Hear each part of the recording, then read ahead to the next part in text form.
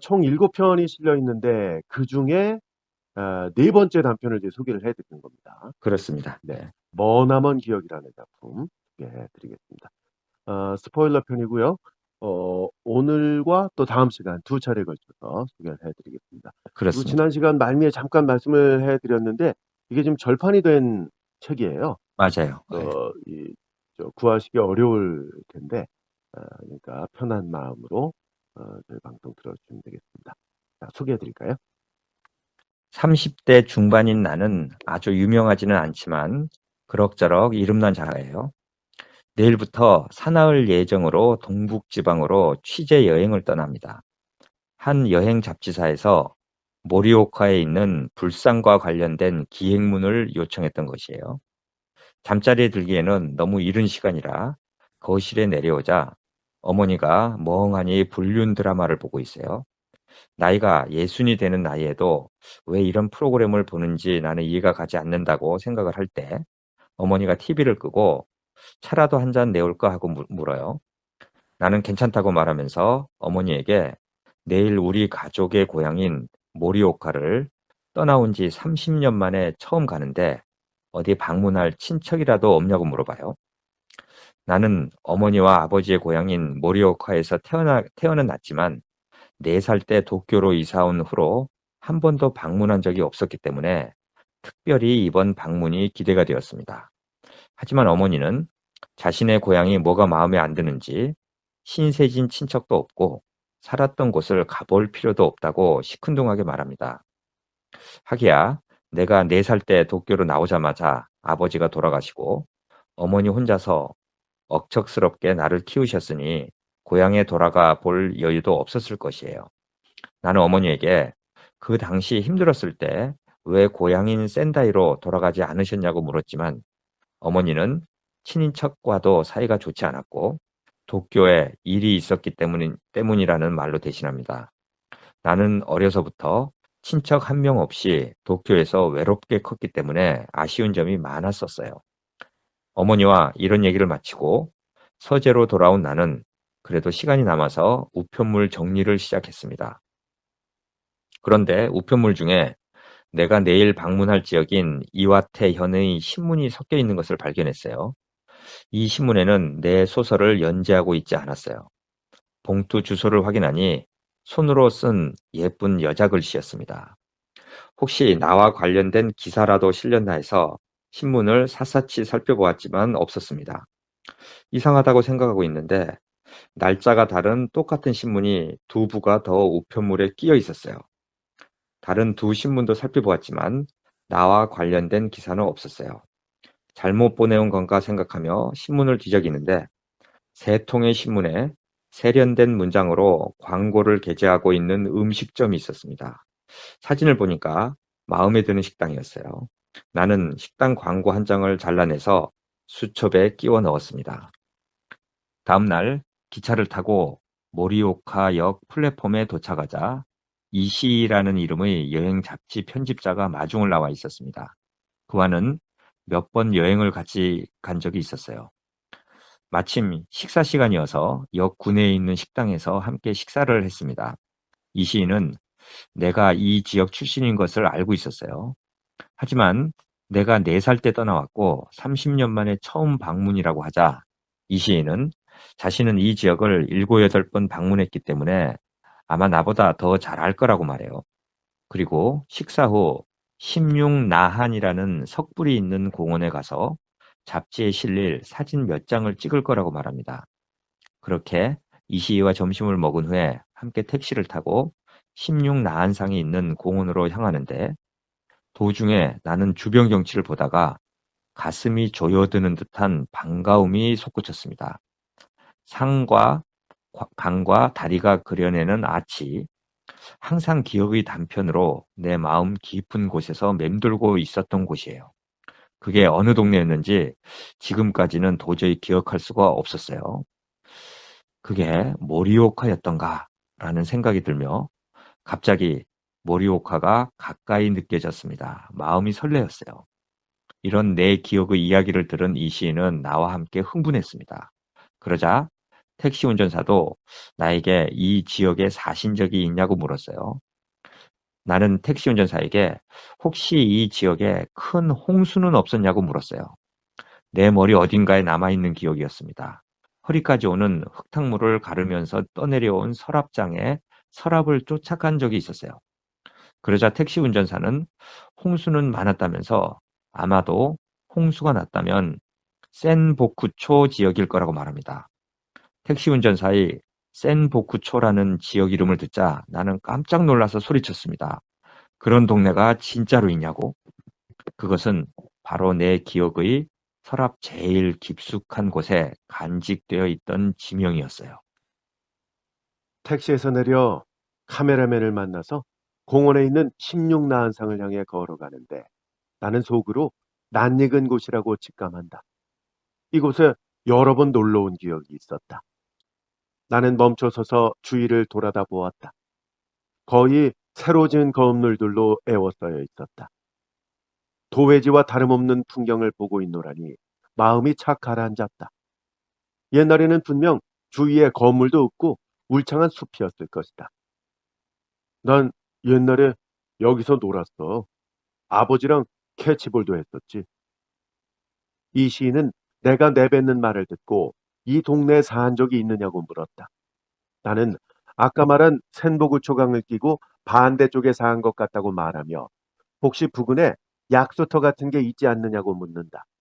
그러자 이 시가 지도에서 청룡수라는 약수터 명소가 주변에 있다고 알려준다.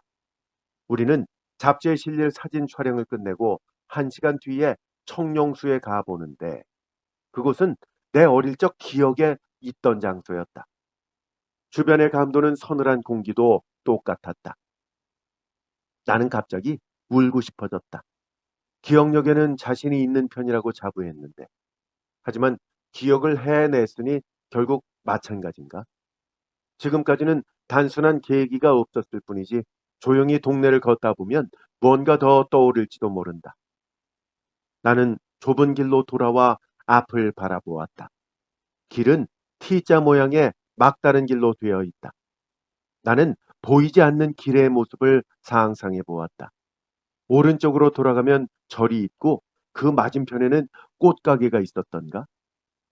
나는 혼자서 걸어가 보았다. 양옆에 길이 보이는 모퉁이까지 와서 한숨을 토했다. 상상했던 대로 꽃가게가 진짜로 있었던 것이다. 정말로 내가 여기서 살았었군. 이제야 그걸 실감할 수 있어. 여긴 내 고향이야.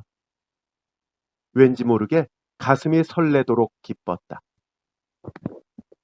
그날에 일정을 마치고 내가 도쿄에서 받았던 우편물에 있던 신문 광고의 식당을 세 명이 함께 찾았어요.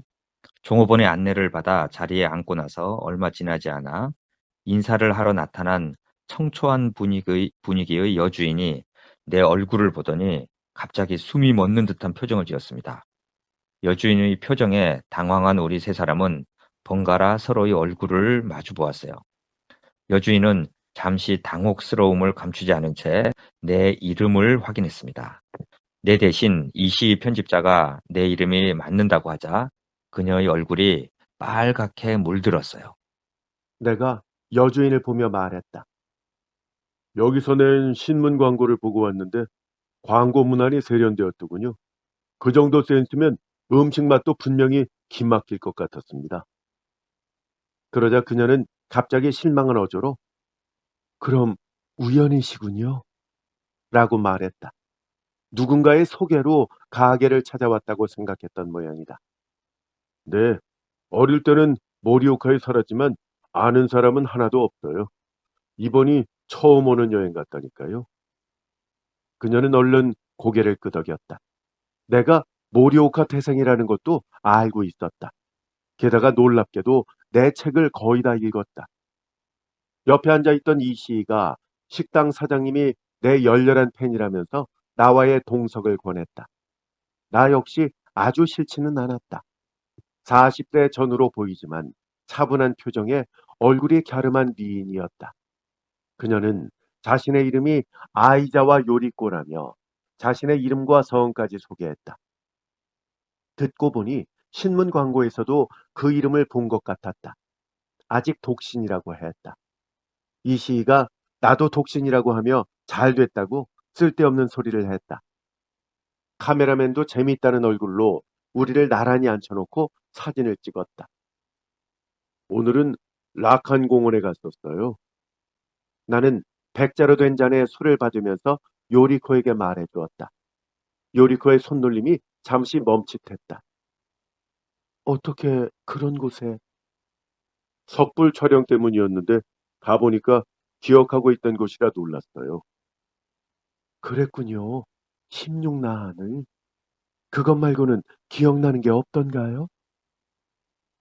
근처에 있는 샘물도 기억에 있었어요.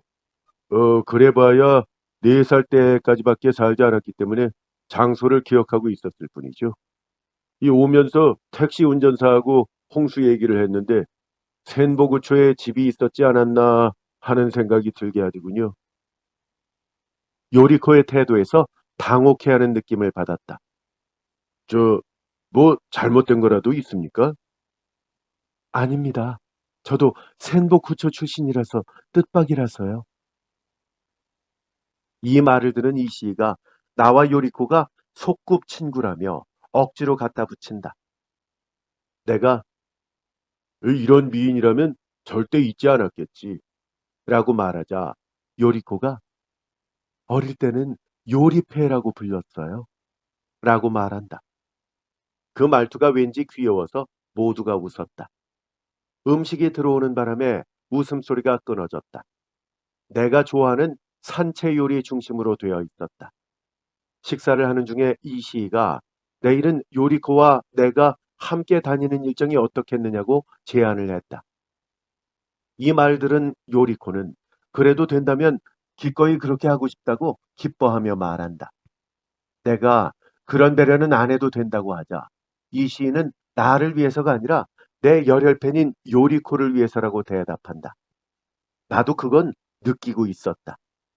요리코는 내가 자라난 가정에 대해, 죽은 아버지에 대해 뭐든지 묻고 싶어 했다. 틀림없이 문학 소녀였던 시절이 있었을 것이다. 특히 나의 모리오카 시절에 집착한 것은 공통점을 찾고자 아니었을까? 어쨌든 내일은 요리코와 나만의 동행이 예정되어 있다. 그날 2차까지 같이 돌아다니다가 호텔에 돌아온 건 밤 12시가 다 되어서였습니다. 프런트에 열쇠를 받으러 가자 어머니에게서 전화가 왔었다고 전해줍니다. 방에 들어가 집에 전화를 했어요. 어머니는 퉁명스러운 목소리로 전화를 받았어요. 용건은 잡지사로부터 일을 의뢰하더라는 맥빠진 내용이었습니다. 집에 가서 천천히 들어도 충분한 일이었어요. 어쨌든 나는 오늘 낮에 있었던 일을 어머니께 흥분된 목소리로 말했습니다. 그리고 내가 어릴 적에 살던 집이 센보쿠초에 있지 않았냐고 물었어요. 어머니는 갑자기 무슨 소리를 하냐고 묻습니다. 나는 모리오카 지도를 보다가 문득 생각이 났다고 하며 내일이라도 집을 찾아가 볼 생각인데 특별히 표지가 될 만한 것을 알려달라고 말했어요. 그러자 어머니는 우리 집은 센보쿠초가 아니라 사카나초에 있었다고 퉁명스럽게 말합니다. 나는 혼란스러웠어요. 어머니가 말한 사카나초라는 지명에는 전혀 마음에 울리는 게 없었어요. 어떻게 된 걸까? 그래서 나는 다시 어머니에게 16나한상이나 청룡수에 대해서 물어봤습니다. 그러자 어머니는 그거야 사카나초도 센보쿠초 옆에 있는 동네이기 때문에 16나한상이나 청룡수를 내가 기억할 수도 있었겠다고 말을 합니다. 나는 그런 단순한 문제가 아니고 홍수가 난 곳에 우리 집이 있었는데 그곳이 센보쿠초라고 택시 운전사가 말했다고 하자 어머니는 당황한 듯 얼버무렸어요. 내가 다시 16나한상이 있던 곳에 아버지와 몇 번 놀러 간 기억이 있고 모리오카 집에 대해서도 현관 앞에 넓은 둑이 있고 판자로 된 다리가 걸려 있었던 것 같다고 어머니에게 말하자 어머니의 말끝이 흐려졌어요. 나는 어머니에게 옛날 우리 집 주소를 찾아봐 달라고 말하자 어머니는 떠올리기도 싫은 동네라면서 짜증을 내며 전화를 일방적으로 끊었어요. 나는 어머니의 반응에 놀라서 전화기를 내려놓고 어째서 어머니는 모리오카 이야기만 나오면 항상 이야기를 피하는 걸까 하고 생각했어요. 내 기억이 토막토막 잘린 원인 중 대부분은 어머니가 가르쳐 주지 않았기 때문이 아닐까 생각했어요. 어머니는 텔레비전에서 모리오카만 나오면 기억조차 하기 싫다면서 채널을 돌렸어요.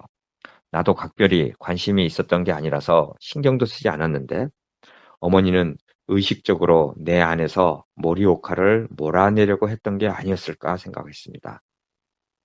설마 그럴 까닭이 없잖아. 취한 머리로 흐릿하게 판자 다리가 있는 집 현관의 모습이 떠올랐습니다. 우윳빛 유리가 끼워진 격자문이었어요. 문을 열면 문설주에 달린 빨간 방울이 흔들려 딸랑딸랑 귀여운 소리가 났었어요. 나는 눈을 굳게 감았습니다. 이렇게 하면 의식을 한 곳으로 집중시킬 수 있었어요. 현관 바닥에는 검은색과 붉은색의 납작한 자갈이 시멘트에 박혀 있었어요. 깨끗하게 뚫린 좁은 복도가 안으로 이어지고 있었고, 오른쪽 방 안에는 브라운관 표면에 두꺼운 확대경이 붙은 흑백 텔레비전이 있었고, 그 다음부터가 생각이 나지 않습니다. 안에도 작은 방 하나가 있었던 것 같은데 정확하게 기억이 나지 않아요. 나는 다시 한번 복도로 마음을 집중시켰습니다.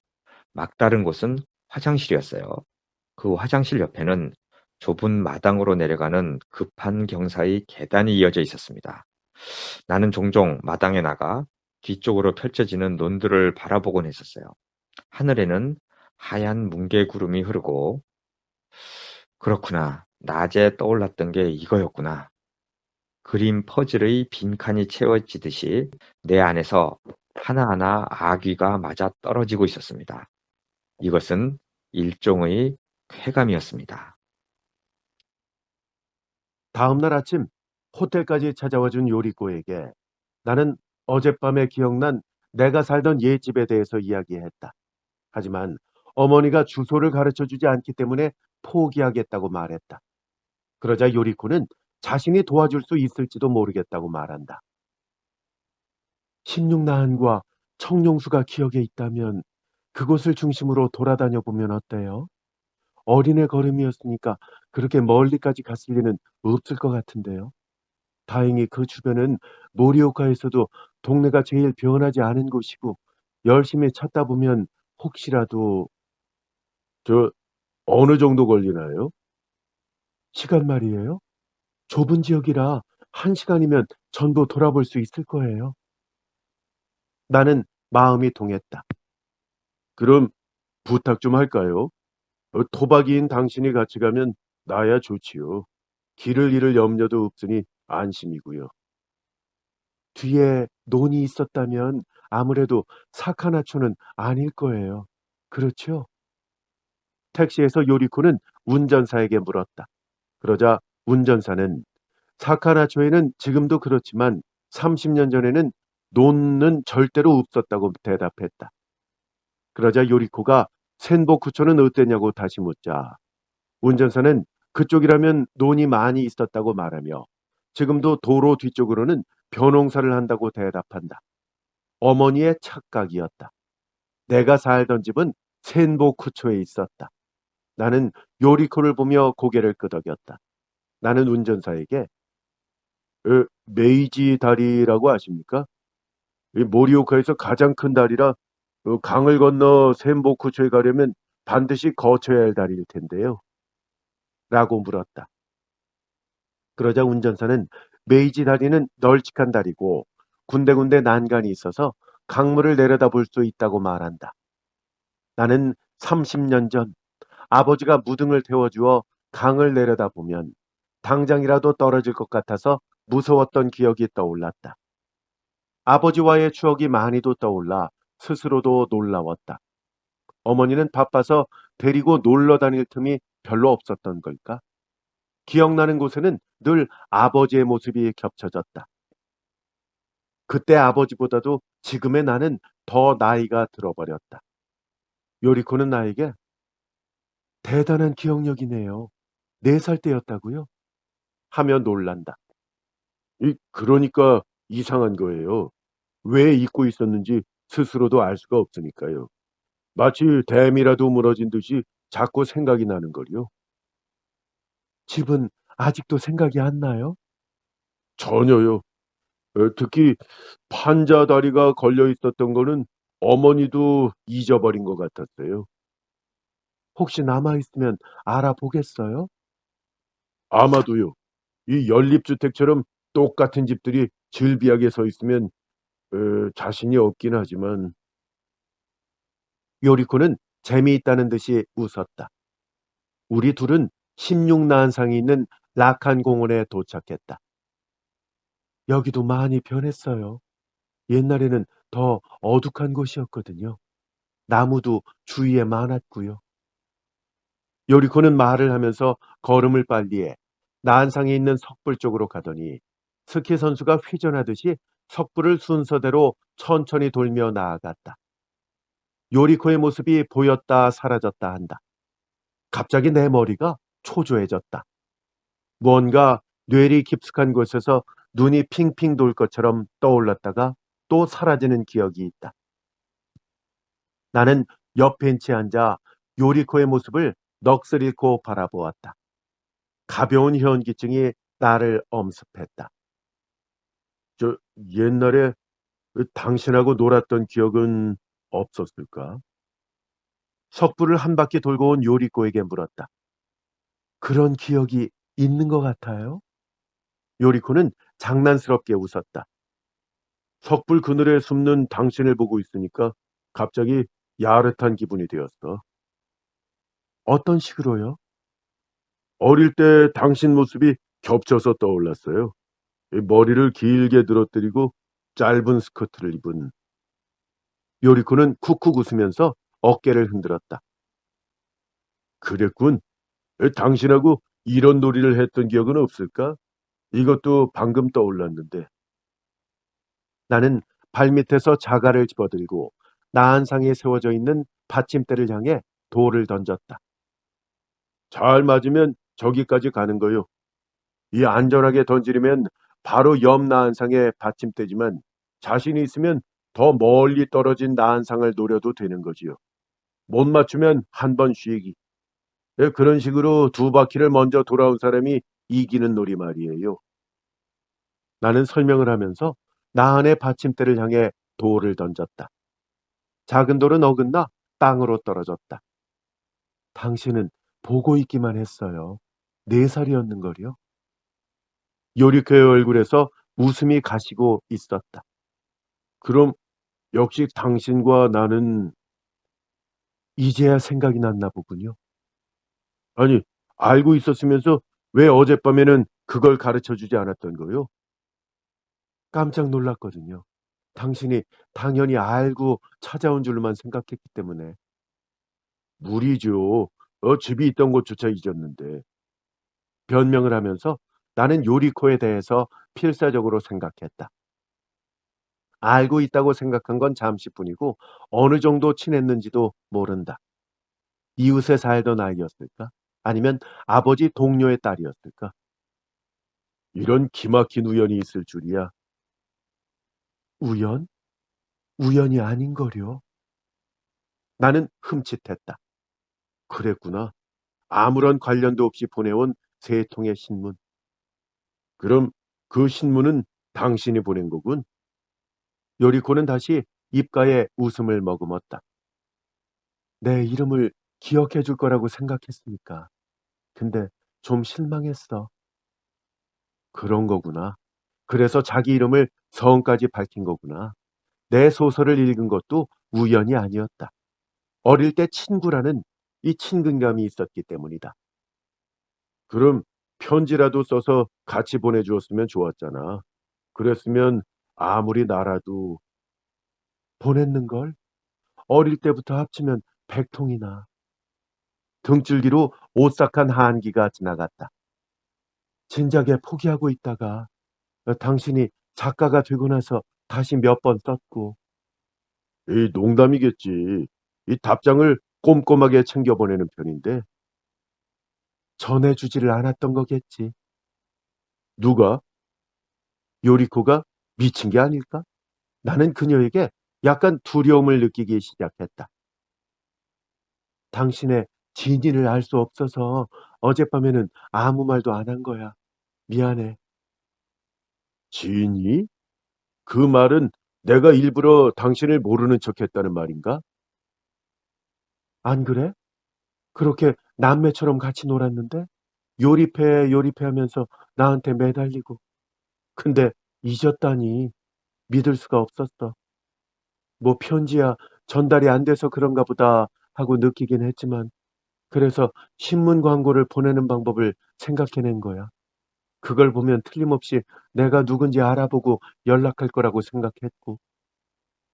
이 도저히 뭐가 뭔지 알 수가 없군. 정말 미안하지만 진짜 까맣게 잊었어. 시간을 좀 줘봐. 나는 무거운 한숨을 내쉬었다. 판자다리가 걸린 집으로 가볼래? 요리코는 뭔가 시험하듯 말했다. 집이 어딘지도 알고 있었다고? 허, 이제는 당신이라는 사람이 좀 무서워지는데. 나는 모리오카에 살고 있어. 그 집을 잊을 리가 없잖아. 그럼 지금도 남아있다는 말이군. 그대로. 아마 가보면 당신도 여러 가지 기억이 떠오르지 않을까? 요리코는 나를 똑바로 응시하면서 말했다. 결국 유리코와 나는 택시를 타고 판자다리가 걸린 집으로 갑니다. 택시는 센보쿠초 외길 중간쯤에서 오른쪽으로 돌았어요. 도호쿠 열차 본선 건널목을 건너면 아파트와 주택이 드문드문 있을 뿐 그 주위로는 밭과 논이 펼쳐져 있었습니다. 나는 요리코의 옆 얼굴을 훔쳐보았어요. 입술을 꼭 다물고 오로지 앞만 노려보고 있었습니다. 그녀 역시 센포쿠초에 살았었다고 하니까 이웃에 살던 아이였을 것이에요. 내가 정확하게 기억을 해내지 못해 절망했는지도 모릅니다. 마을 어귀 앞에 눈에 익은 불상이 나타났어요. 불상 목에는 빨간 앞치마가 몇 겹이나 입혀져 있었습니다. 나는 여기서도 놀았던 기억이 되살아났어요. 요리코에게 그때 여기서 같이 놀았던 여자애도 당신이었냐고 물었습니다. 요리코는 분명하게 고개를 끄덕였어요. 택시 운전사에게 내가 여기서부터는 길을 가르쳐 주겠다고 말했어요. 완전히 기억이 되살아났습니다. 게다가 시골길이라 복잡하지도 않았어요. 모퉁이 하나를 가리키자 이내 막다른 주택가가 나타났습니다. 낡은 단층집 대여섯 채가 눈 한가운데 있었어요. 도로 왼쪽에 넓은 둑이 이어지고 있었습니다. 택시는 서서히 주택가 한복판에 멈춰 섰습니다. 우리 집은 세 채 중 오른쪽이었어요.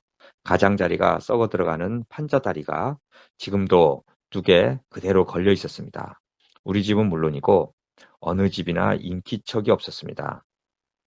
요리코가 이 집들은 머지않아 철거될 거라고 말하며 택시에서 먼저 내렸어요.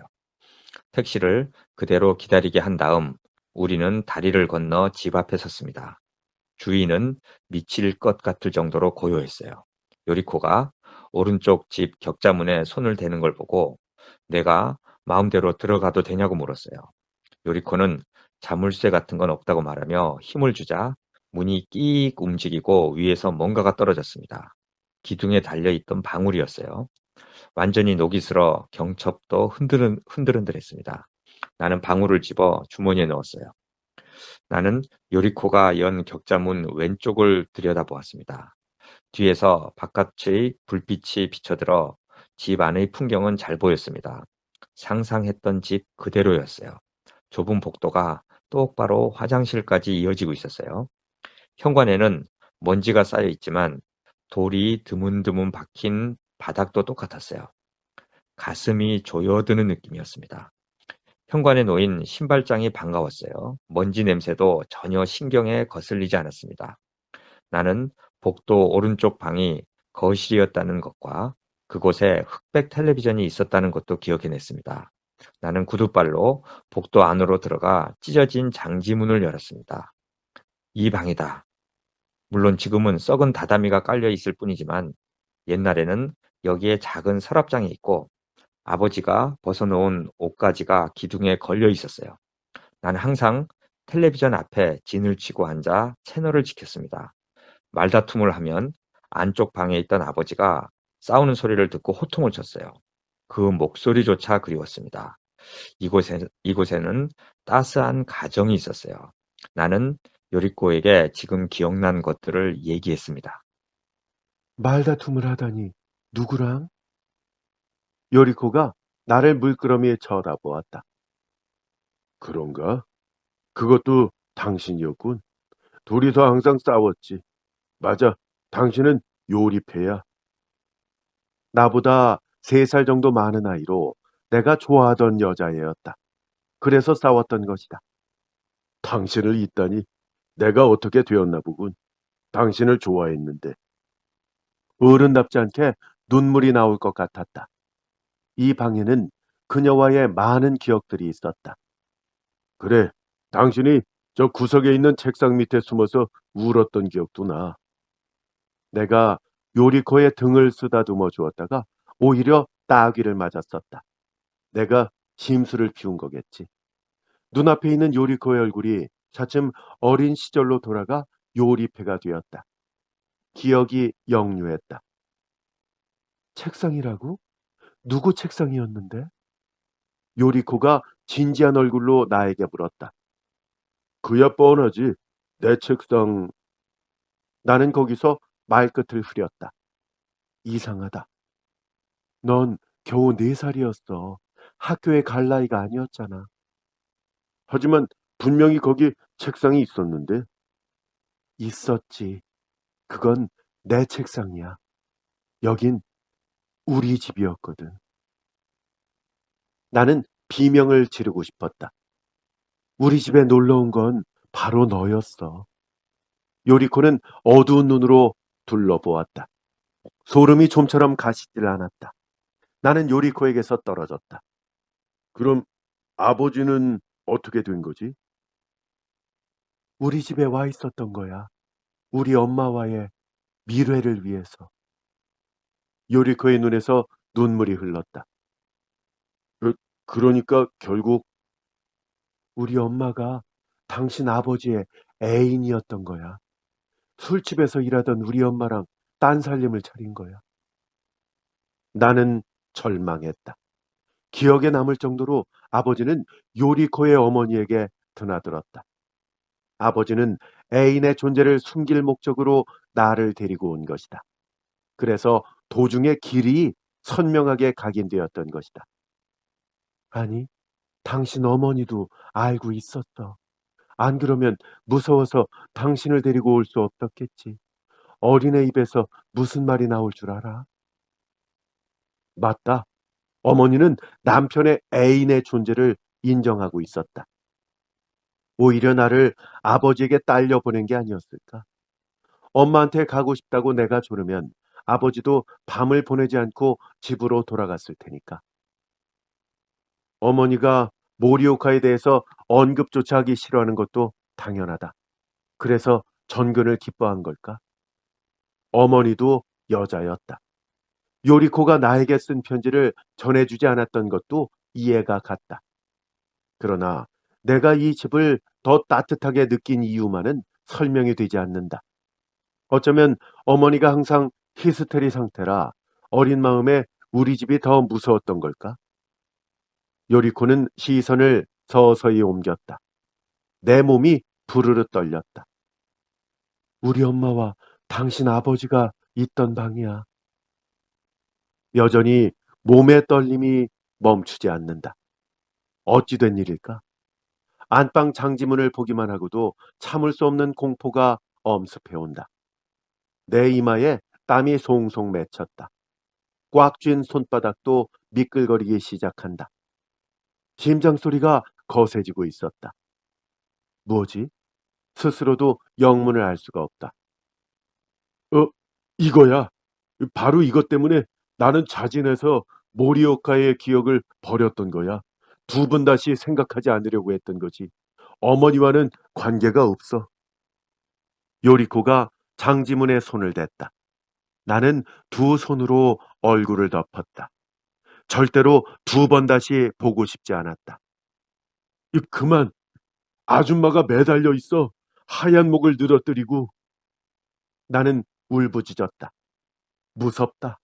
참을 수 없을 정도로 무섭다. 상냥했던 아줌마, 예뻤던 아줌마가 탁해진 눈동자로 나를 내려다보고 있었다. 떠올려봐. 피하면 안 돼. 요리코가 난폭하게 장지문을 열어젖히며 외쳤다. 암흑이 내 앞에 있었다. 이 방에는 창문이 없어서 늘 캄캄했기 때문에 전등을 켜놓았었다. 그날은 당신밖에 없었어. 당신의 기억만이 유일한 단서라고. 부탁이야. 그날 무슨 일이 있었는지 제발 좀 가르쳐 주어.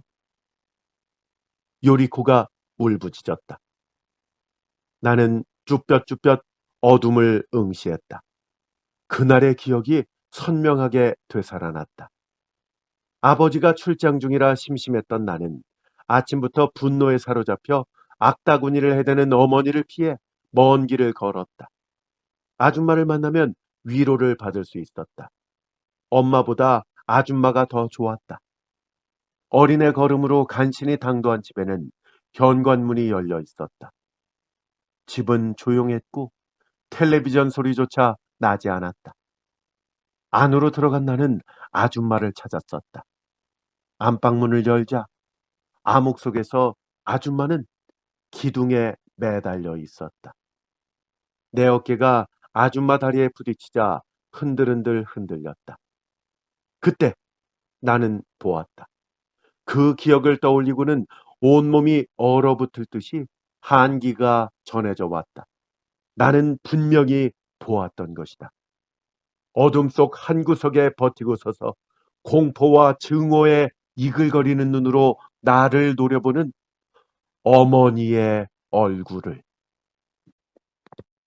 아, 이 소설이 이제 야, 이렇게 이거 뭐 끝났는데, 제가 이거는 예전엔 읽었을 테지만요. 예, 이 원고를 읽지 않고 지금 낭독을 한 거거든요. 예, 예.